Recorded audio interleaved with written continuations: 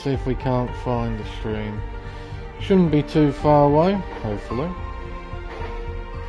Because underscore Formula 1. There's the stream there. Game audio is working. Ah, Twitch ad. Ads, plural. Oh god. The game audio is coming through. The party audio should go through as well. 2 15-second ads, are you kidding me? I just want to check if the audio is working just fine. It should be working fine, hopefully. Oh, hasn't let me down yet. There you go away, Vodafone. Oh yeah, audio is working, so streams up, chats up, we're all good to go. That is absolutely fantastic. Well, hello everyone, and welcome to round 8 of the AM1 Championship here on Contest of Speed. I'm Lane Everingham, your commentator for this event, and tonight we'll be racing at Circuit de Spa-Francorchamps for the Belgian Grand Prix. Constructed in the heart of the Ardennes forest and first used in the year of 1922, the legendary Spa-Francorchamps is recognised by the motor racing community as one of the greatest racetracks to have ever existed. The track has evolved tremendously over 100 years. The modern day layout that we race on today was created in 2007 and measures up at 4.35 miles and consists of 19 corners and 2 DRS zones that lead into the prime overtaking spots of La Source and Les Combes. But overtaking is probably the last thing the drivers are worried about for this Grand Prix. The circuit is well known as being one of the most demanding on the calendar. Treacherous curves through infamously dangerous areas such as the Eau Rouge and Radillon complex, as well as the incredibly fast left-hander of Pouhon, provide a major headache for the drivers to deal with during both qualifying and in the race. Hopefully we get to see a race that represents this track's quality, but before we focus on what's happening out on track, there is a bit of news to go through first from last week's race in France. No incident reports were submitted in by the drivers last week, so the final finishing positions from that race remain completely unchanged. In the Drivers' Championship, Barmer 22, who has rejoined the session I've noticed, is leading the way on 137 points, followed by Vermeulen on 115. Electric Blade is P3 on 72 points, followed by Darth Vader, who is absent again, on 53. Bersey is next on 43, followed by Switchback on 33. 1 point behind him is Cam Tizzle on 32, followed by Saint on 20, Scavney on 14, and F1 Racer completes the top 10 on 6 points.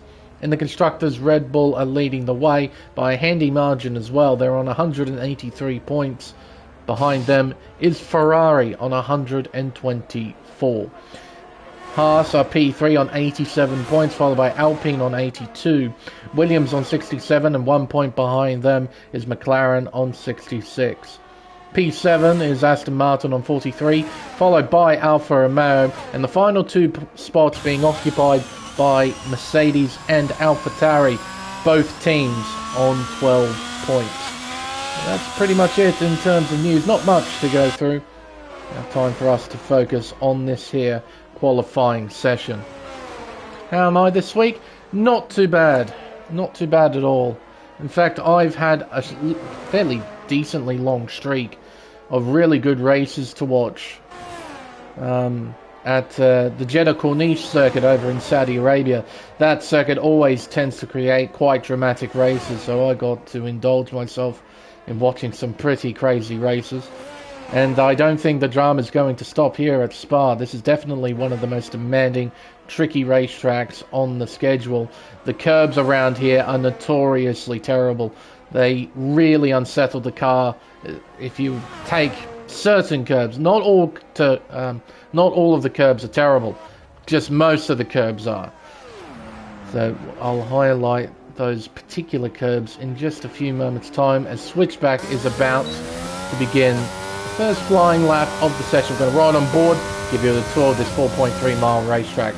Into turn 1, massively overshooting turn 1, locking up and going straight on, but he got around the corner as he heads down the hill towards the infamous Eau Rouge Raidillon complex. Absolutely flat out in the dry, and it's going to be dry conditions for both qualifying and in the race. Overcast, but it is going to be dry.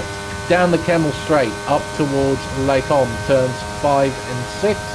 We get on the brakes just before the 50 board, down to 5th gear, go through turn 6, up towards turn 7, and we head down the hill towards the short right-hand sweeper of turn 8.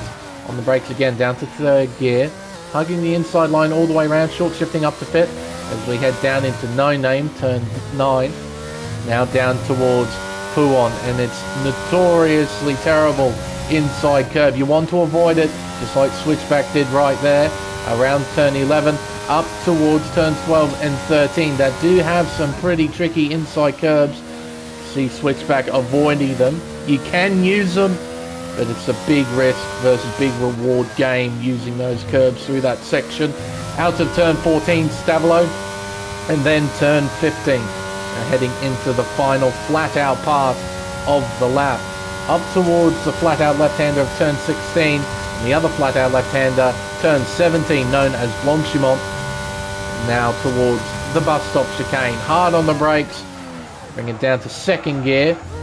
Short shifts up to 3rd, down to 2nd, then up to 4th at the exit of turn 19.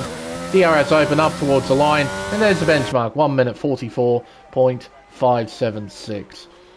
Dingers on a flying lap, are you? Yes, making your way through turns 12 and 13 up towards turn 14.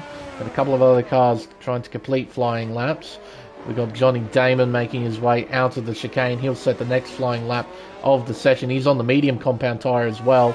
Goes 2nd fastest with the 45.4. Gord goes 4th quickest with the 46.4. Elite Game Boy jumps up to P3 with a 45.2. So only Switchback in the 44s right now as Grim jumps up and he enters the 44s. He does a 44.7. Dingers does a 45.3. Preferred's making his way through the final sector out of turn 15. You have to be careful with the outside curb at turn 15. There's a lot of inside curbs you have to worry about, but at turn 15 it's the outside curb. Definitely the outside curb. I have witnessed and I've actually been through several accidents at that corner purely because of the terrible outside curb. Stubley's just jumped to the top with a 44.3 as Preferred crosses the line. He jumps up to pole position with a 44.2. Scavney, has made a mistake. He goes back into the pits. Cam Tizzle jumps to the top, a 44.1. Will we see any times in the 43s, maybe even the 42s? I reckon this man is probably capable of doing that. Our championship leader, Barmer 22, is heading into turns 12 and 13. Nice and tidy. We're cutting a lot of the racetrack there as we head around turn 14. Hello, Matthew, nice to see you in the chat. Oh, and that's not nice to see. Barmer is around. Too much acceleration at corner exit. Loses the back end of the car. Uses the gravel trap. He wants to get out of the way. That's very smart driving there from our championship leader. Bit of rallycross, and he gets back onto the circuit nice and safely. Electric Blade, our race winner from Mexico, is heading into the left-hand sweeper of turn 8. You have to be a bit careful through that corner. There's a fair chunk of negative camber right there. And what that does, it wants to push the car away from the racing line. So you have to turn in quite sharply to make sure you can hug the inside all the way around the corner. Exiting Pouon, turns 10 and 11. Then towards the fast S of turns 12 and 13. 4th gear, will he short shift here? Yes, he will, up to 5th. Keeping it in 5th gear, exiting the left-hander. Now into the right of turn 14. Up towards the first sector split. Clock says 15.3, apparently purple, according to the mini-map. Now, just in front of him is Vermouth. He's getting ready to try and set a flying lap. Gets well out of the way of Electric Blade, just to make sure he doesn't impede his lap. Out of Blanchimont, heading towards the bus stop chicane. 203 miles an hour, the entry speed, bringing it all the way down to 49 miles an hour at the apex of turn 18. Up towards the line now for Electric Blade. It's a 1 minute 43.701, beats his teammate by just under half a second. Vermouth, meanwhile, making his way down the main straightaway up towards La Source turn 1. He begins his first flying lap of the session. He missed the apex entirely, couldn't see the inside curb at all there at turn 1. Typically you want to try and get as close as you can to the inside curve without touching it at La Source. Through Eau Rouge and Radillon, over the crest and down the Camel Straight. You'll open DRS and head down towards Lake Com. Top speed, going to see here 212, 213, 214 miles an hour down into turn 5, through turn 6 and then turn 7. Nicely done there by Vermouth. Now towards turn 8. You get on the brakes, bring it down to third gear. Back on the accelerator, modulating the throttle nicely. Oh, not quite so good though on the exit. Loses control, gathered it up well. Down towards Pouon, the long left-hander. Brings it down to 6th gear. Modulating the throttle just after the apex to make sure he can get the car rotated around the corner. Then through turn 12, then turn 13. Nicely done there by Vermouth. Now around turn 14, 4th gear, back on the accelerator, using plenty of curb on the outside. 15.3, very similar middle sector split compared to Electric Blade. So you head through the final part of the lap. Absolutely flat out here, round Blanchimont. Now towards the bus stop chicane. Entry speed 205 miles an hour. Brings it down to 54 through the apex of the second last corner. Gets a tidy exit, no wheel spin or oversteer this time around. And he jumps to the top with a 43.593, beating Electric Blade by just over 1/10 of a second. And he's out of fuel, so he's dawdling his way back towards pit lane. Switchback on his second flying lap, making his way down the Camel Straight. He'll open DRS and head down towards turn 5. He notified us in the Discord chat as well. This is going to be his first race without racing line. I remember the first time I switched off all assists back in F1 2019. It was a hell of an experience. But I never needed racing line. But I know how difficult it can be switching off assists that you usually rely on and having to start from scratch. So Switchback, he'll be pretty pleased, I'd imagine, being deep inside the top 10. He's making his way down towards Pouon. 8th gear, he'll bring it down to 7th. And back on the accelerator, exiting turn 11. It's quite a big difference between Pouon here in the game and Pouon in real life. The real life corner is significantly faster. You see teams absolutely sending it round the corner with just little lifts in 8th gear. Compared to here, you have to actually properly brake for the corner. And Switchback is up massively to the middle sector. He's up by 0.4 of a second. So he's looking at a low 44 here, which will push him up into the top 3 potentially. See if he can find any more time here in the final sector. On the brakes, down to 3rd, down to 2nd gear. He makes his way around the final corner and back onto the main straightaway. Switchback will set a 1 minute 44.118. He jumps up to P3. Demotes Cam Tizzle down to P4, who's getting ready to set a flying lap. Profo's on a flying lap, making his way through Eau Rouge and Radillon and now down the Camel Straight. Now AlphaTauri just in front. See the Game Boy or Johnny Damon just in front of him. Hopefully the two don't tangle. As Profodes is up by 0.2 of a second to the first sector. So he's already looking at a 44 flat. And we've still got a long way to go in the lap. Tidy through turn 8. 2nd gear, short shifting up to 4th. Up to 5th gear at the exit of turn 8. Through No Name and now down the hill towards Pouon. 7th gear. Will he use 8th? He will. Bring it back down to 7th, back on the accelerator. Tidy run, not using too much curb, which is a smart thing to do here at Spa. Now around turns 12 and 13. Stubbly on a lap as well, making his way through the final 2 corners. No, he's actually just about to begin one. Sorry, the outlap indicator doesn't properly work in F1 22. I thought he was on a flying lap. He wasn't. He was about to begin a flying lap. Preferred's only a few corners left around the flat out bends of 16 and 17. Now one big braking zone remains into the bus stop chicane. Hard on the brakes, down to second gear, back on the accelerator, nice and gently. Does he short shift? No, he doesn't. Uses all of second gear at the exit there, and he will jump up to P2 with a 43.650. He's missed out on pole position by just under 6/100ths of a second. It really is not much between some of the top guys right now.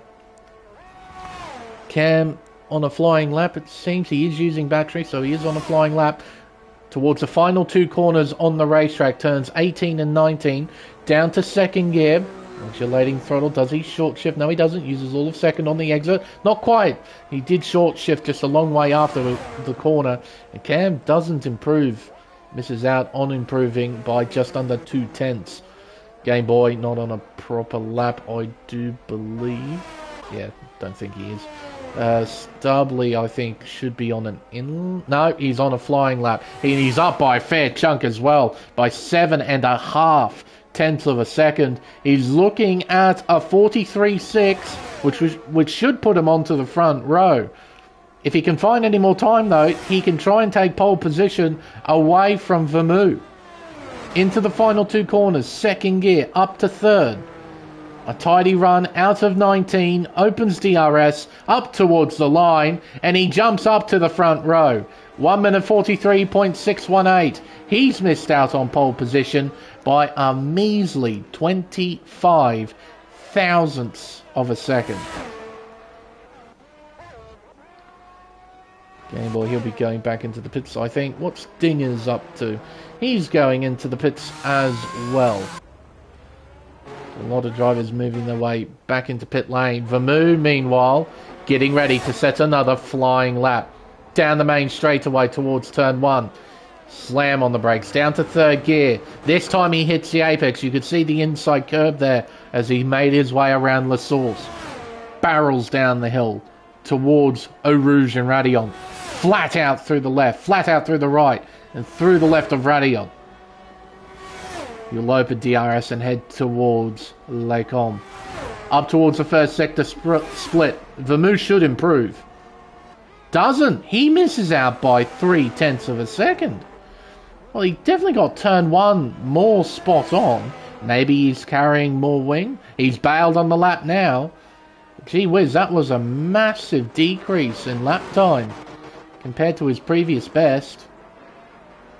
The first turn looked pretty solid. Maybe he just isn't carrying the same wings as he did on the previous lap. I'm not sure. Very strange. Stubley out of fuel. He's dawdling his way back to the pits in low fuel mode. Absolutely blistering speed. Switch back on an out lap. Get himself ready. Same with Bursey. Same with Knick Knack Paddywhack. I get to say that again. Graham on an out lap as well. Same with Mr. No Name, who's ironically exiting No Name. Although I'm pretty sure now the corner actually does have a name. I just don't know what it is. But I'm going to stick with No Name. It's a very recognisable and thankfully easy to say name. Unlike with some of the other corners on some of the other racetracks in the world of Formula 1. Bursey making his way through the bus stop and onto the main straightaway. And, well, Stubley has retired from the session. He's had enough and he's run out of time. That's the main reason why he's retired. We only have 1 minute and 30 seconds left on the clock. So that's the best that the Haas driver can do. It'll be interesting to see where he ends up at the end of qualifying. Bursey into Eau Rouge and Radillon. Nice and tidy, it looks like. Carrying plenty of speed through the complex. He will open DRS and head up towards the first sector split. Clock says for Bursey, it says he's up by 2.5 of a second. So he's found plenty of time in the first sector. Can he find even more time here through the middle sector? His teammate Vermeulen, who still occupies pole position, crosses the first sector split, is up, but not by a great deal, by 43 thousandths to the first sector. Barmer getting himself ready. We better keep our eyes on Barmer on his final flying lap attempt. I wonder if he can blitz the field and jump up to the top. It's something that Barmer usually does. Into turns 12 and 13. 6th gear through here for Burzy. Nice and steady on the accelerator. Around turn 14. Up towards the middle sector split. Clock says he's found time. He has found a chunk of time. 6/10. He's looking at a high 43 here. That will put him up in the top 5. If he can find any more time, he might be able to start on the second row here. Out to Blanchimont. 2 corners remain. Turns 18 and 19. Down to 3rd gear. Back up to 4th gear. Carrying 4th gear around the final corner. Slams on the accelerator, opens DRS, crosses the line. It's P5. He's missed out on a second row start by 1/1000th of a second to Electric Blade. Vermeer has invalidated his final run. He will not be able to improve on that 43.5. Preferred's making his way around turn 8 towards No Name turn 9. Down to 4th gear, back on the accelerator. Barmer has spun. Oh my word, he'll be starting from the back. He has invalidated this final run. He's made a mistake. He'll be starting in 17th position for the Belgian Grand Prix, and he chucks it into the barrier in frustration. Preferred's is up by almost 2/10 to the first sector. Has he found any more time here? In the middle sector he has. He's up by 3/10. He is challenging for pole position so long as he keeps this lap valid. He's got 2 corners to go through after Blanchimont here. Gets through Blanchimont unscathed. Up towards the bus stop chicane. Gets on the brakes. Down to 2nd gear. Nice and tidy out to the final corner. Down the main straightaway. Up towards the line. It's pole position for Preferred's, a 43.389. He's beaten Vermeer by just over 2/10 of a second. Elite Game Boy, I believe, just jumped up to P6. He has with a 43.9, so he goes into the 43s. So that's it. That's the end of qualifying. Barmer goes across the line sideways in his frustration of invalidating his final run. The championship leader will start from plumb last for the Belgian Grand Prix. So there we are. Preferred's qualifies on pole position. A 1 minute 43.388 since pole time. Vermeer just over 2/10 behind in P2, invalidating his final run. So it wasn't the most optimal end for qualifying for Vermeer. Electric Blade P3, followed by Stubby in 4th. Burzy in 5th. Elite Game Boy in P6. Johnny Damon 7th. Switchback P8, Knick-Knack Paddywhack in 9th. Cam Tizzle rounds out the top 10. Grim P11 followed by Scabney, Dingers, No Name, Gord, Matty, Robbo, and then Barmer 22 will start from last, 17th position. Matty Robbo not getting in a proper lap time either, a 2 minute 0.6. That's not too bad, I think, in a Formula 2 car. In a Formula 1 car though, yeah, not too good. So those 2 drivers will have a bit of work to do. Alrighty. What are we going to see here in the main race, I wonder? See, Spa can be a bit on and off when it comes to racing quality. Sometimes you get to see the most boring race in the world happen right in front of you. And other times, it's the most unbelievable race you've ever seen. It's so on and off with Spa. It's definitely a driver's circuit. It's not the best racing circuit in the world. Some of the better tracks for racing, I would consider Red Bull Ring, Interlagos being the top 2. Probably Interlagos then Red Bull Ring in terms of racing quality. Spa can definitely turn it on, but it also can be quite boring. So here's to hoping that we're going to see an entertaining race. Also be fascinated to see who starts on what tyre as well. In years gone by, the soft tyre is a very usable tyre here at Spa, but I think in F122 that's changed quite a lot. Alright, the beginning of the formation lap, who's starting on what? Okay, interesting. It's a fairly convincing story, but we do have a bit of a mix-up in the order. So, run through the order just quickly. Got Preferred starting from pole position. He's on the medium compound tyre, so is Vermeer in P2. Electric Blade in P3, Stubbly in P4, Thursday in P5, the two Alpha Tauris of Elite Game Boy, and Johnny Damon will start P6 and 7. Switchback is the first driver to start on the hard compound tyre in P8. Knick-Knack Paddywhack doing the same thing in P9. P goes onto the grass, does a bit of lawn mowing. Cam Tizzle starting on the medium compound tyre in P10. Grim is doing the same in P11. So is Scabney in P12. TCR Dingers in P13. And No Name in P14. Gord, MB, starting P15 is on the soft tyre if you're looking to be nice and aggressive at the start of the race. Matty Robbo starting P16 is on the hard tyre, and championship leader Barmer 22 also on the hard tyre in 17th position. So we've got 4 on the hards, 1 on the softs. That means 12 drivers on the mediums. Interesting. It'll be fascinating to see who gets the strategy right for this race. If we have a long green flag run, it might benefit the hard runners somewhat in terms of their strategy. For those hard runners, particularly Robbo and Bama, well, that doesn't help. Matty Robbo just showing off for the fans, doing some donuts. But yeah, these two probably need to be fairly aggressive at the start. They need to make up a lot of positions early. Can't stay buried in the midfield. It can be difficult to pass here at Spa. Tend to see a lot of DRS trains forming. So you need to make sure you can break out of those DRS trains and try and move your way forward. Of course, the medium tyres that you'll put on later in the race are going to help you massively making your way up through the field. But you still need to be proactive at the beginning of the race. You can't dawdle about and be patient. You need to get a move on. Profodes is lined up ready to go. So is Vermoo in P2 and Electric Blade. The rest of the field are lining up into their respective grid slots. Just be waiting on Barmer 22 to line up into his. Profodes has the inside line heading down towards turn 1, but Vermoo has the cleaner side of the racetrack. He could get a better start.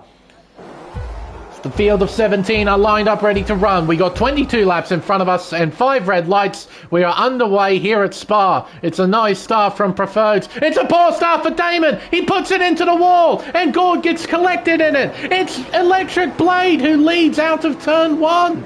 He had a terrific start and made his way through into the lead. Profodes down to P2. Vermoo down to 3rd. Stubbly 4th, followed by Grim, Bursey, Game Boy, Switchback, Cam Tizzle, and Knick-Knack Paddywhack spins out and puts himself into the wall at the top of Radion. Here comes Profodes down the inside at Lacombe, sends it in, gets in front. An aggressive move, an assertive move, but a successful one at that. Profodes retakes the lead. Blade a bit slow through turn 7. Vermoo closing in, not by enough though to attack into turn 8. So some drama on the opening lap. Johnny Damon and Gord coming together just after the start. Knick-Knack Paddywhack having a moment at the top of Radion. And Blade somehow took the lead, sending it down the inside of Profodes at turn 1. Moved his way through. Awesome stuff. There's the predicted pit stop strategy. So lap 10 to 12. It's a pit window to move off the mediums and onto the hard compound tyre. Gord being overtaken. He's got a broken wing. Scabney gets by Dingers for P12. We head up the hill towards Blanchimont. Look at this train. None of these guys are quite close enough to make any moves just yet, though Vermoo has got some speed in that Ferrari. He's looking around the outside. He's going to pull it off. What a manoeuvre around the outside. At turn 18, you don't see that all too often. Vermoo takes 2nd, but it's now a 1 second margin between P1 and 2. Stubbly in P4, Grim P5, Bursey maintaining 6th. Let's have a look at the position change off the start as Gord moves into the pits. What a terrific start from Grim. Start to P11, up to P5. He's made up 6 spots. At the start, Blade has spun! Blade is in the wall! Oh, and off the circuit goes his teammate! Both Alpines spinning out at the top of Radion. Oh, dearie me. Otmar would be slamming his desk Toto style. My goodness. Went from bad to worse for Alpine in the matter of one corner. For Fodes, still leading the way. 8/10 is the margin between the top two. Studley now occupies P3. He needs to stay within a second of the top two. Otherwise he'll have Grimm closing in with the help of DRS. So Grimm still a second behind. That is Scavney in the McLaren. Spinning out at the exit of No Name. He now tumbles down to 15th position. An expected great start from Barmer 22. He's up 8 positions already and is attacking No Name through Stavilo. Around turn 15, heading into the final part of the racetrack. Look at him, he's dumping the battery. He's got a ton of overspeed, but he's got nowhere really to go. You can see him closing in, closing in, closing in. Oh, running wide goes No Name. He's just going to let Barmer through. He doesn't want any part of it. Switch back around the outside of Game Boy. Game Boy fighting back. As we go around the final corner, they're side by side for P6. Switchback wins the battle. Game Boy slots into the slipstream. Will he go for a move here at turn 1? The answer is no. Oh, Barmer almost goes into the back of him through La Source. He's got a great run through the opening corner, dumping the battery, drawing alongside the AlphaTauri, and he gets him before Eau Rouge. A fine manoeuvre there. Through turn 4, Switchback didn't take a great racing line there as Vermeer is closing in, or doesn't go for a move. He was right on the gearbox of race leader Profodes. Down the Camel Straight towards turn 5. Barmer's close, but not quite close enough to do anything just yet. As we head through turn 7, yellow flags are out. That's a Mercedes, it's Grimm. Oh my goodness. And he's broken his front wing, he's trapped. And that's a fair reset to track. I'm completely okay with that. See, normally I'm not a fan. Oh my word, Nick Nack just drove into the side of Grimm. Nick Nack completely outbroke himself and just drove into the side of Grimm. But yeah, I'm fine with that reset to circuit. Typically when I see a reset, it's a driver having a little spin and they press pause and they reset the track. In that situation, Grimm was trapped on the grass, and if he didn't reset, he was going to get disqualified. So here's the race leaders 3/10 apart. Studley's keeping up. He's not letting those two drive away just yet. He's 1.2 seconds behind. Yellow's out. It's Matty Robbo. Spinning at turn 15 of all places. I've done that on more than one occasion. He's now down to 14th place. All that hard work on the opening 2 and a bit laps. Gone. Look at this pack. Oh my word, this is getting dicey. Into the wall goes Blade. He loses control at Blanchimont. And Paddywhack outbreaks himself again. We have a safety car as well. Safety car has been deployed. And I don't blame the game one bit. It's been complete chaos here at Spa in these opening few laps. Yeah, broken front wings everywhere. I think the incident that triggered it was Blade going into the wall at the exit of Blanchimont. New front wing being put on the car. Hard tyres as well.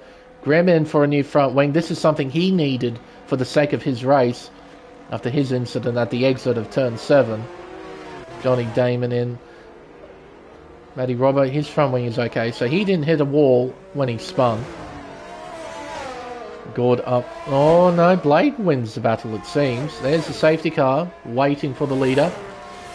Hopefully no one runs into it. Oh good, because that thing is indestructible. Now this could be a free pit stop for the medium runners here. They can pit onto the hard tyre, and the hard tyre should make it. Hard tyre should fairly easily make it from here. Well, you can see Profodes on the steering wheel there briefly. He was actually running even on fuel, so this safety car is going to help him out. Oh, who takes the risk? Who stays out? Who pits in? This is a huge moment for the context of the race. Somebody's going to make the right decision, somebody's going to make the wrong decision. Let's find out who. Profodes stays out. Vermouth's in. Ooh, Studley stays out. Bursey is in. It's going to be a bit of a double stack for Ferrari. Switchback is in. Barmer, a driver on the hards, is in. Oh, and so is Switchback. Yeah, so both of these hard runners are in. Mediums at the ready. Can the mediums make it from here? I know in previous games they definitely would have made it from here, but in this game? Don't know. No name in for hard tyres, so got a few drivers taking track position, but the majority have pitted. Robbo hasn't. He's going to line up. Oh, this is going to be tight. I don't think he beat Game Boy there. Yeah, sorry mate. Game Boy beat you at pit exit. Sorry, that's P10 for you mate, not P9. Just be waiting on these guys to catch up as well. So much drama, my goodness. This might be shaping up to be one of those good Spa races. I'm looking forward to this, and even with all the incidents we've had spins at the top of Radion, we've had spins at turn 15. Surprisingly, we haven't seen one at turn 10 yet. That tends to be a real odd spot. We haven't seen one at turn 10. We had a spin at turn 9. All these spins, all these accidents, all these broken front wings. Everyone's still running. We still have 17 cars in this race.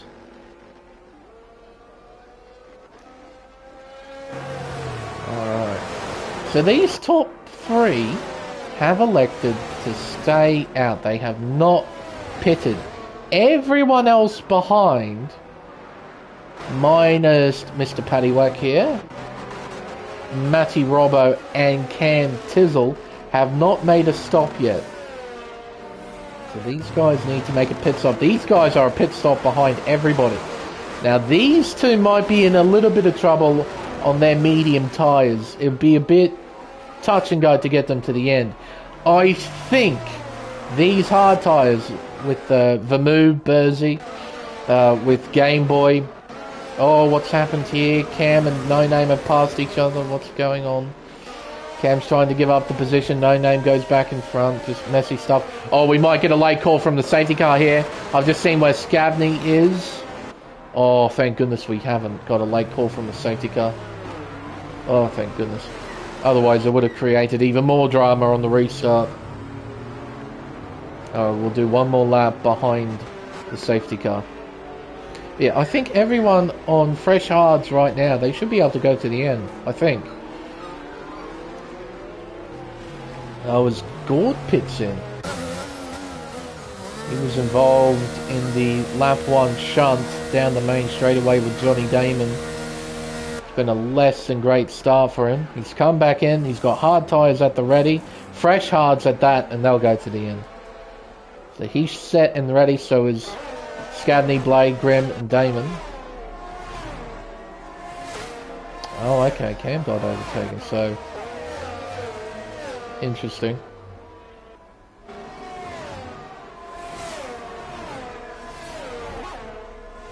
Yeah. Something that I always try and advise people is just give each other plenty of room during this period of the safety car. I mean, there's no point being up someone's clapper when you're, you know, dawdling about the racetrack. Just give yourself half a second, maybe a bit more, to the car in front, just so then you can do your own thing, keep your tyres nice and warm, and most importantly, you don't hit the car in front of you, because that results usually in a 5-second penalty. And not to mention, you can accidentally pass someone and illegally gain a position. Even though you had no intent in doing that, you can still do it. So yeah, just give each other room. When we're about to get ready for the restart, that's when you get up somebody's gearbox. You need to be as close as you possibly can so you can react as quickly as possible to the car in front of you. That's when you need to be up somebody's gearbox. But before that, just give each other room. It's all good. You're not losing time, just being patient during a safety car period. Alright, safety car lights should go out here. 3, 2, 1, there we go. And now Preferred controls the field. Now he'll back himself up, just to allow the virtual burned Maylander to go back into his home in pit lane. There goes the Aston. And makes his way through. And here comes the leaders. Alright. Strategy is going to play a huge part in determining who wins this race. Preferred has got track position. He's got tyres that are still pretty good. We've got drivers behind on fresh hards who are trying to make it to the end of the race. Let's see who gets it right. Preferred, when is he going? Being patient. Now he takes off just before the final part of the racetrack through the bus stop chicane. Lots of wheel spin, but a great restart from Preferred. He's got 7 tenths already to Studley in P2. We're back on the green flag racing here at Spa. It's lap 7 of 22. We've got a long way to go. Barmer down the inside of switchback, so already a move for position. Barmer's up to P7. His next target will be Bursey. Gord has overtaken Scabney. That's for P16. Vermoo on the back of Dingers, hanging down the Camel Straight towards Lake Com. You know, Vermoo has got a ton of speed in that Ferrari. Johnny Damon gets 3 seconds of time penalties for multiple warnings, accumulating multiple warnings. Through turn 7. Switchback has done the same in P8, so both Damon and Switchback now have 3-second time penalties. Barmer, Bursey battling away. Barmer gets in front, Bursey down to P7. Barmer is not mucking around. He is going for it. If there's an opportunity to pass, he's taking it. All right, on board with our championship leader. Look at the speed, the grip that he has. Using some battery as well to try and close in. And Nick Nack, he's on the tyres he started on. Oh, gee whiz, Barmer almost threw it away. So did Nick Nack there at the exit of turn 13. Around turn 14. Can Barmer find a way by? Not quite. Oh, a moment. Car losing grip. Up to touch the inside curb. Great catch though. But look at the speed. Around the outside of Blanchimont. Contact. And there goes oh my word. Oh dear. There goes Nick Nack into the wall. Fortunately, he's still running. Dearie me. That could have been another safety car.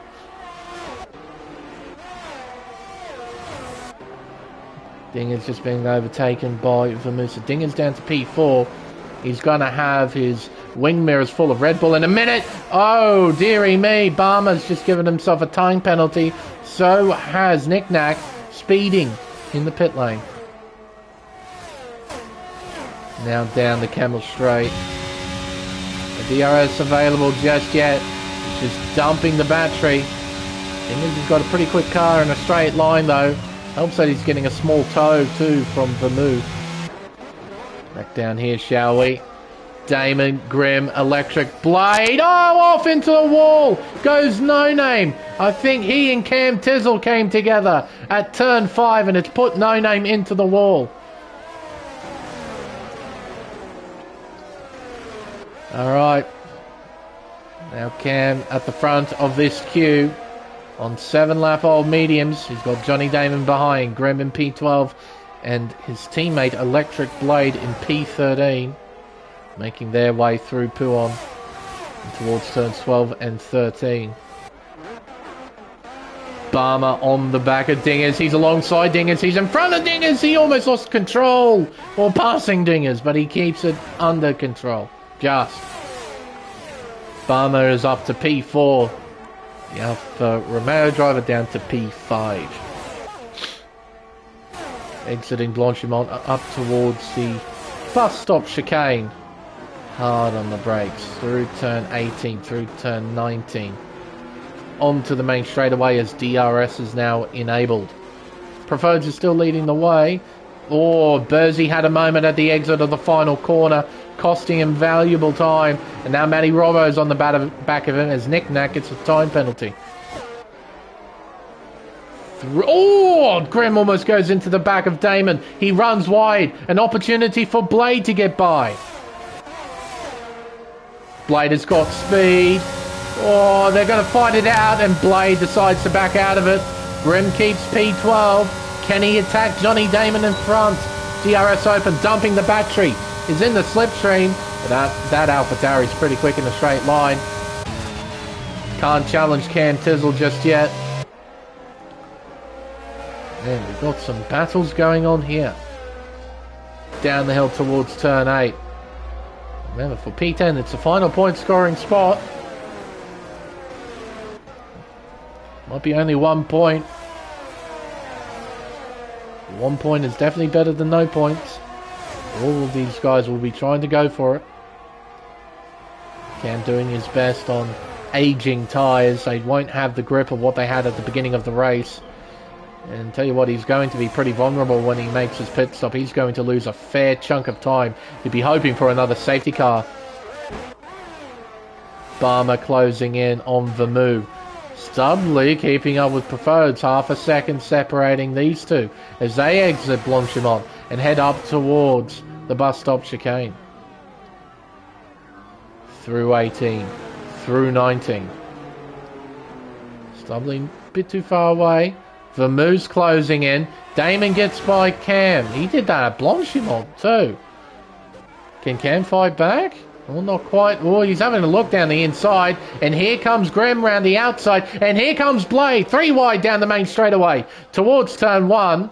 Blade should be in the dominant position. He is. Oh, as Graham almost goes into the back of Cam. Cam keeps P12. Graham gets a pretty tidy run though. Oh, he's dumping battery, but can't overtake here through turns 2, 3 and 4. Too risky. Big understeer. Oh, losing control. Into the wall goes Grim. Well, I had the feeling that was going to happen ever since he went through turn 3. The car understeered a lot through there. So that means you have to compensate quite hard into turn 4. He turned in a lot, used a fair chunk of inside curb. The car didn't like it, so he spun. Fortunately, though, he's still in the race. Leaders making their way through Pouhon. We got a 4-car fight. 2 Red Bulls, a Haas and a Ferrari, battling their way through the middle sector. Through turn 12, then turn 13, the left-hander, up towards the right-hander of Stavilo. Sector 2 yellows, that's Johnny Damon spinning. That's at Pouhon. Our first spin in the race there. He'll rejoin down in 14th position as Cam gets Blade. Blade fights back. Round the outside of turn 13, he keeps P10. And now Scavney's in the battle. He's right on the back of Cam Tizzle. Cam getting a pretty tidy run. Oh, Scavney even better though.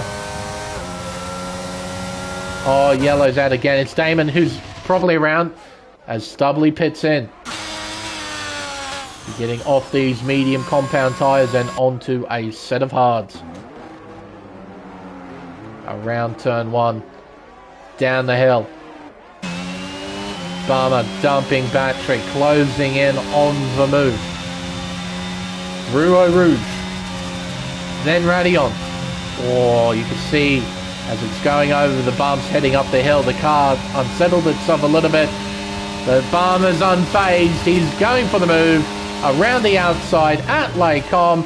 Vermouth can't fight that. He just doesn't have. Oh, the grip! Barmer almost made a mistake though at turn 6. Recovered well as Johnny Damon retires in the pit lane. Our first retirement of the race. Dinges has got Game Boy closing in. 0.4 of a second separating these two as they head down the hill and around No Name. Now down towards Pouhon. Oh, running wide was Bursey, using all of the racetrack, and now Matty Robbo closes in. Around Pouhon. Robbo's lost a fair chunk of time through there. Just couldn't carry the speed that Bursey had through the corner. Around turn 12. Oh, and there goes Bursey spinning out. Oh, be careful. Uh-oh. Uh-oh. Yeah, Bursey, mate. I have to admit, that was pretty poor. That was pretty poor. Gee whiz. Penalties around. Yellow flags out from several cars involved. Scavney, Cam, Blade, all of these cars involved in this accident. Ferrari around again, that's Verzi, and not properly controlling his car there, rejoining, completely blocking the track. Drivers had nowhere to go. And now Blade, he's not even moving. Yeah, he's been disqualified from the session. Into the pits goes Dingers and Preferreds. They'll be pitting off the medium tyres and onto a set of hards. And that was just poor. It wasn't a great rejoin at all. And here comes Barmer and Vermoo making their way through turn 5 into turn 6 and around turn 7. Down the hill towards turn 8. Vermoo. Those tyres will be getting better and better as Barmer's tyres are progressively getting worse and worse by comparison. Johnny Damon has left the session. So Scavney, Cam, Bursey, they're all in for new tyres. Gord, a 3-second time penalty. He's up in P7 right now. Through turn 13 here, the left-hander heading towards turn 14. Quite surprised as well that that incident didn't create a safety car at all. Absolutely nothing. A switchback gets a 3-second time penalty for multiple warnings. You can see as well the field is properly spread out now. We'll have to wait a little while until the new battle begins. We'll have to keep our eyes on the race leaders here as they make their way through the bus stop chicane. Down the main straightaway, up towards turn 1. Vermoo. Oh, a moment from Barmer. A huge lock-up. And through goes Vermoo into the lead. My word, that was a humongous lock-up there at turn 1. Went completely straight on. It looked almost as if Vermoo ran into the back of it. But there was a huge gap between the two cars. There wasn't that. Barmer's going to take the position back. Move himself back into the race lead heading into Lake Holm. Yeah, that's how much Barmer overshot the corner. It looked like Vermoo punted him. But obviously that didn't happen. There was a huge gap between the two cars. Bursey, a 3-second time penalty. It won't be a too great feeling in that car right now. He was inside the top 10, and with that mistake, it cost him dearly. Unfortunately, he wasn't in proper control of his car.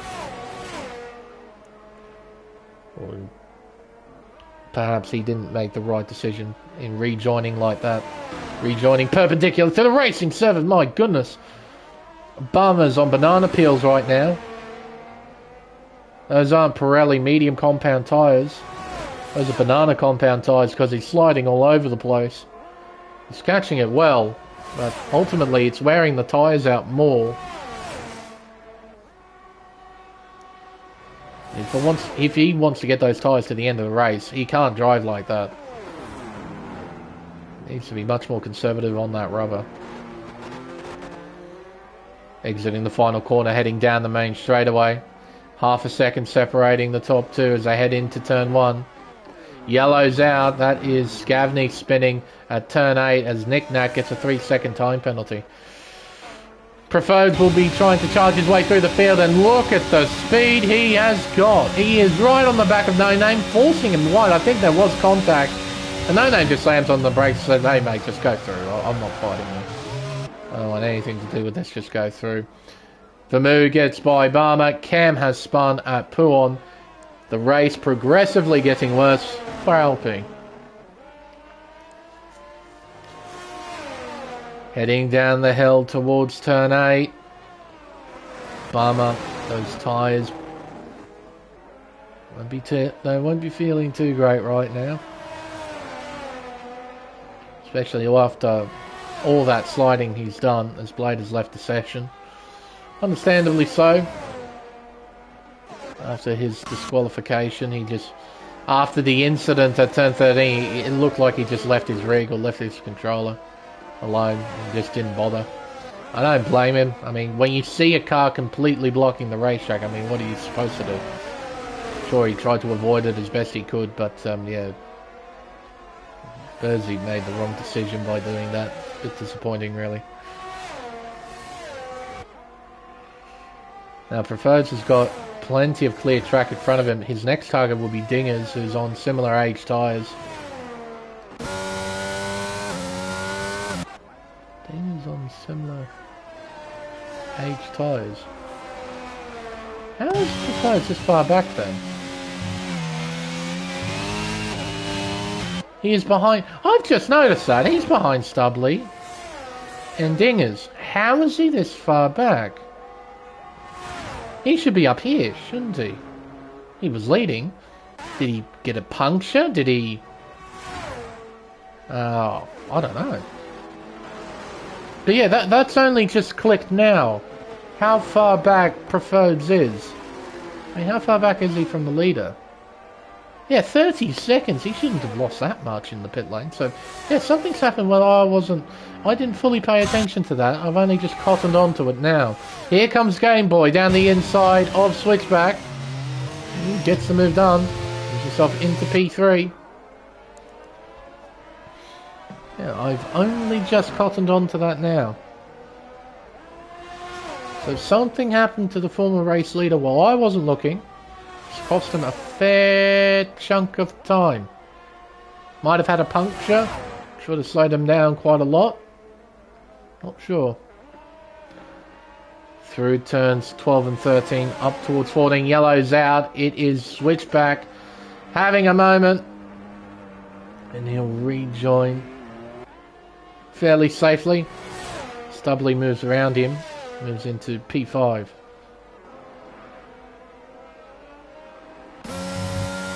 Yeah, I can understand the frustration, Blade. I share that opinion. I wasn't too impressed about it. Usually I'm quite an excited person, but oh no, Paddywhack has crashed. No, he's retired on track. His car's still moving. He's just retired on track. Hopefully that doesn't bring out a safety car. He just voluntarily retired. Interesting. As Matty Robbo is into pit lane, he will probably put on the soft tyres with the laps remaining. Yeah, as soon as I saw Bersey do that and rejoin the way that he did, I knew there was going to be trouble considering how much he was blocking the racetrack. And yeah, to no surprise, there was an accident involving multiple cars as well. As Vermoo and Barmer battle away, Cam has had another spin at turn 10. There's action up and down the racetrack. This is all going to be very tricky to keep track of. We'll go to this. Oh, God, my God. He was close to having an accident there. Had to cut turn 4. He obviously lost control of the car. And there goes Dingers through into P6. Preferreds will be closing in. We've got a battle on for 12th as well between Scavney and Bersey, though Bersey does have a time penalty next to his name. Scavney doesn't want to battle, it seems. Just lets Bersey on through around the outside, and the Ferrari driver moves into 12th.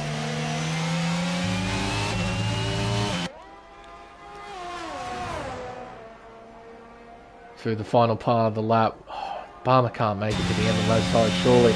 You can see the wear, the considerable amount of wear on the front tyres. So, I'd imagine he'd have to pit soon. I mean, he won't be fighting for a race win, but he will be fighting for decent points. But he's still going. He's still pushing on. He is not giving up yet. Oh, and here he comes, round the out, on the grass, no less. Round the outside of turn 1. I don't know why he didn't back out of that. He might be our championship leader and multiple-time drivers champion, but man, what are you doing? Trying to go for it around the outside. I would have backed out. I think it was fairly obvious the move was going to shut the door there. Instead, Palmer decided to go for it. It almost resulted in an accident. Preferreds has got Gord and Matty Robbo on the back of him now. Down the inside goes Gord. On Preferreds. Down the hill, heading towards Eau Rouge. Ford can't fight that. Rhodes moves through into P7. Matty Robbo at the back of this too on fresh tyres. Almost making contact down the Camel. Here comes Matty Robbo, potentially a double overtake here. Down the inside at turn 5, overshoots, pulls it up just so. Preferred has to slow down considerably to make sure he doesn't make contact. Gord tried to go around the outside. That wasn't going to work. So Matty Robbo taking 2 for 1, heading through Lacombe. Tidy move, a big send, but he made it work. Yeah, no. I'm still bewildered on why Barmer tried it round the outside. That was never ever going to work. I think it was fairly obvious too that the move was just going to take the normal racing line, and Barmer tried to fight it. And now he moves in. Those tyres would be completely destroyed after going on the grass like that. So in he comes. Soft tyres will be at the ready, and he'll be sending it too. Now he will drop behind Stubley, so he'll move off the podium. You lose position to switch back as well. Or hang on. Well, yeah, no, he should lose position to Stubley. Should absolutely lose position to Stubley. There we go. So we'll cut turn 1 here for Barmer. Yeah, there goes Stubley. So there's a chance Barmer can finish on the podium. Switchback is into pit lane. He can't make it on those tyres, so he'll have a set of softs at the ready. So those guys who pitted off the hard tyre onto a set of mediums, they were just gambling for another safety car to come out. And it hasn't come. I don't think it will come either. Over the crest at turn 4, down the Camel Straight. Here comes Matty Robbo on TCR Dingers. And yeah, there's no resistance there. Dingers couldn't really do anything as Cam has left the session. Through turn 5 into turn 6. He's pulling away now.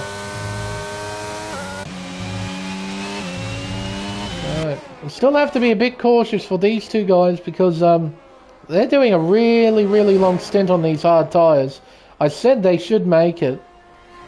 Maybe I could be wrong. In F122, it's so different compared to every other game I've commentated on. Hard tyres in previous games, they could do an entire race, no problem. You could do a no-stopper if you really wanted to. Preferred's just closing in now on Dingers. Where will Preferred's try and make the move? We'll head around Stavolo at turn 14. Then around turn 15 into the flat-out final part of the racetrack. Preferred's closing in. He's got speed. No way, no way. Around the outside at Blanchimont, and Dingers wisely backed out of that one. You do not want to go through side by side there. Yellow's out. That's Scavney spinning at turn 11. And some drivers are having a really poor race here at Spa. Stubley, he can't fight this all too much. Barmer will move on through into P3. And he knows what he needs to do. He needs to build a 3-second margin to Stubley. If he wants to finish on the podium for this race, he needs to build up a 3-second margin. Dingers losing a bit of ground to Preferred, so I think 7th is probably the best that Dingers can hope for. 6th is probably the best that Preferred can hope for. The car in front, Matty Robbo on soft tyres.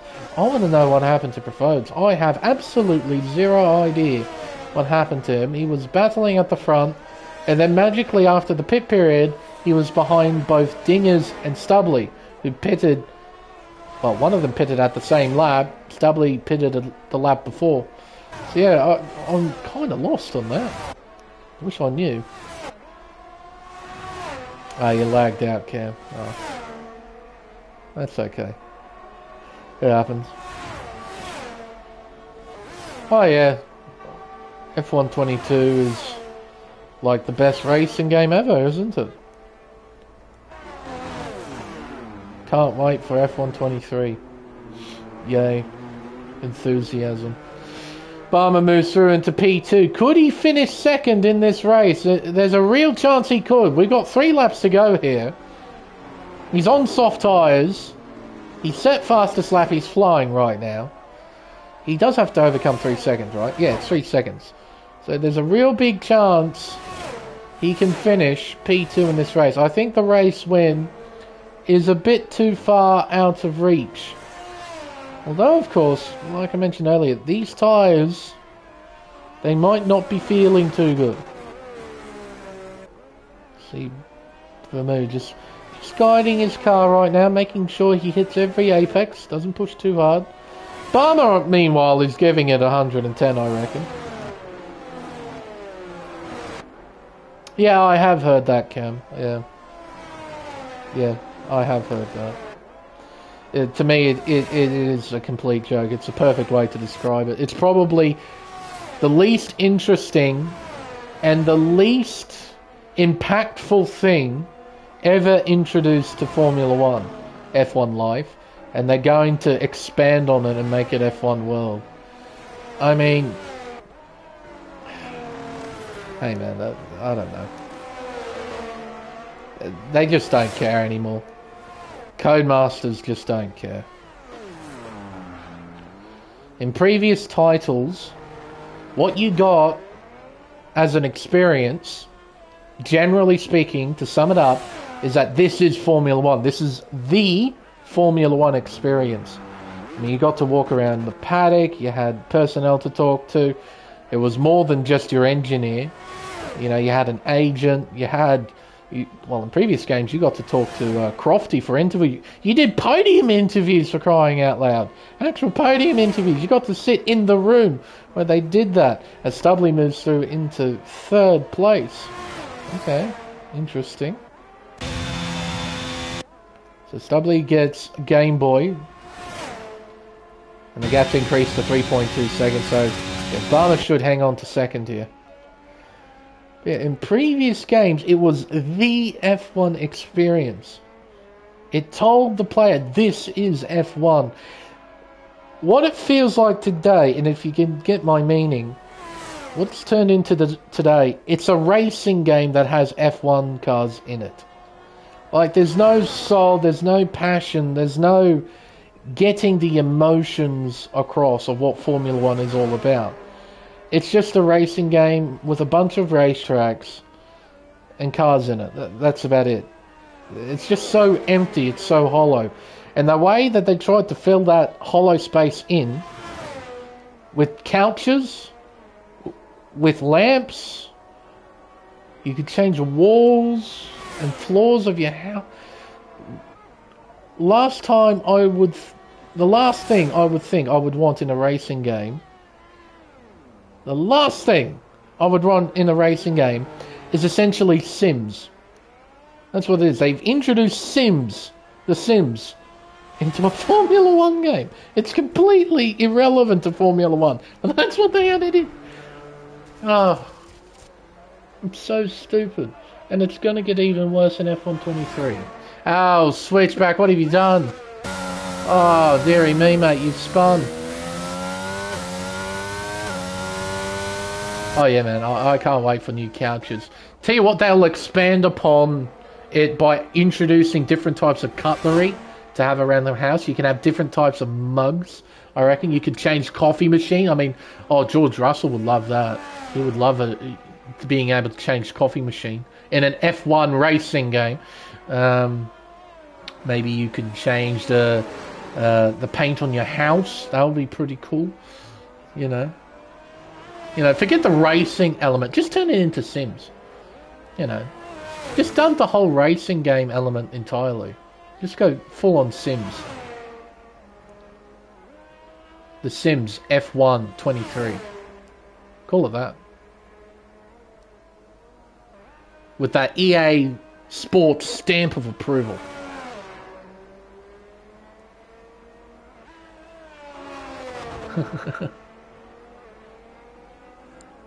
Alright, one sector left. Fortunately, not too much has happened over these final few laps. My Sims, yeah.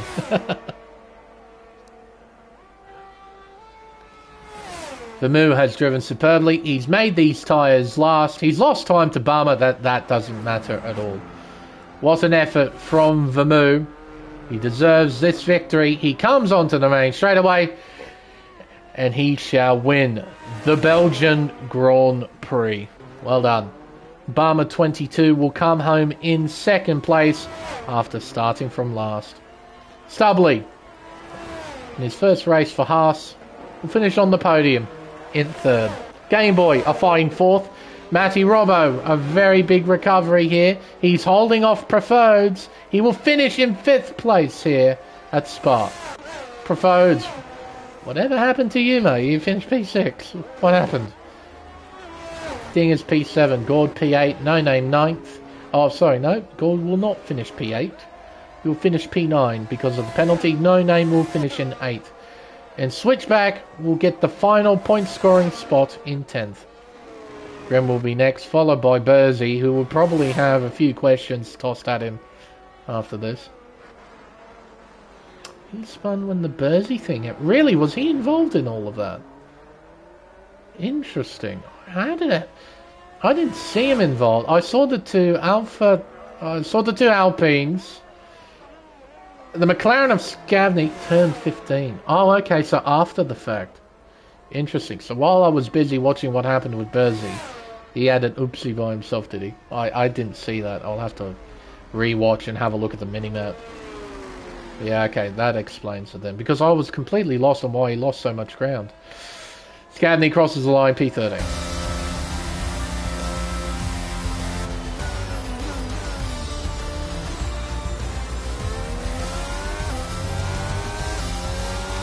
No surprises there. I mean, he started last and finished second, so I think that's expected. Time for the podium celebrations, though. What an effort from Vermeulen. Got the strategy spot on when the safety car came out. It turned out to be the most important segment of the whole race, was that safety car period. It helped Vermeulen secure this victory. A fine recovery from Barmer 22 to finish in second. Well done to Stubley. His first race in the Haas, finishing in third.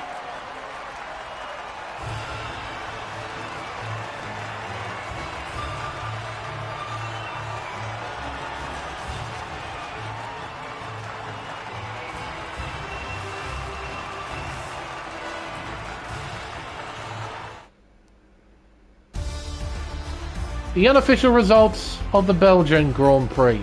Vermeulen was your race winner, with Barmer coming home in second and Stubley finishing home in third. Elite Game Boy P4, followed by Matty Robbo in fifth. He had a terrific recovery as well, Matty. 16th to 5th, not a bad effort at all. Preferreds, pole position, he'd be happy with that. Not so happy with the P6 though, I'd imagine.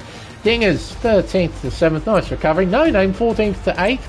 Gord from 15th to 9th, and you were involved in a lap 1 shunt. Switchback, P10, he gets 1 point for his efforts. Grim, P11. Bursey in 12th. Like I said, he's probably got a few questions aimed at him after the race. Scavney, P13. Cam's AI finishes in 14th. Nick Nat, Paddywhack, Johnny Damon, Electric Blade, all retiring from the event. Johnny Damon's retirement. Bringing out the safety car. Was it Johnny Damon? It was Johnny Damon's retirement bringing out the safety car. Nick Nack voluntarily retired after No Name, and well, Blade just stopped after he was involved in that shunt with Bursey. He just quit. He just let the car get disqualified. So, you know, I can understand the frustration. I know what it's like being involved in that kind of incident. It's incredibly frustrating. But unfortunately, these things happen from time to time. Just have to find a way to deal with it. Ferrari, that's the one I'm looking for. What an up-down roller coaster race we've had here at Spa. Like I said, during the pre-race sort of build-up, Spa is in terms of races, Spa develops one of two things. It's either very boring, which we kind of got at the end of the race, or it's full of drama. And we had drama. We had a lot of drama. We had some good battles as well early on. It was fantastic. It all sort of came apart at the end of the race. Everyone was too far spread apart to race each other, which allowed me to go on my small rant. about this game, about F1 games in general these days. They lack passion. They lack subtlety. All those good things in previous games, in single player, in multiplayer, they're all gone. It's now just a hollow shell of what F1 games used to be when they were developed by Codemasters. So, and I just can't help but feel that 2023 is going to be the exact same thing, just with LaSalle and Las Vegas in the game. So, it's sad, really, but I'm afraid it's the truth that we're going to have to face. I've completely lost faith in Codemasters for making a F1 racing game. So, but I think with everything said and done, it's time for us to end the stream. I've been Lane Everingham. Thank you everyone so much for watching, and we'll see you next week for round 9 of the AM1 Championship at another legendary racetrack, Suzuka International Racing Course, for the Japanese Grand Prix. Probably one of the best drivers circuits on the Formula 1 calendar. Should be a lot of fun. Until then, it's goodbye.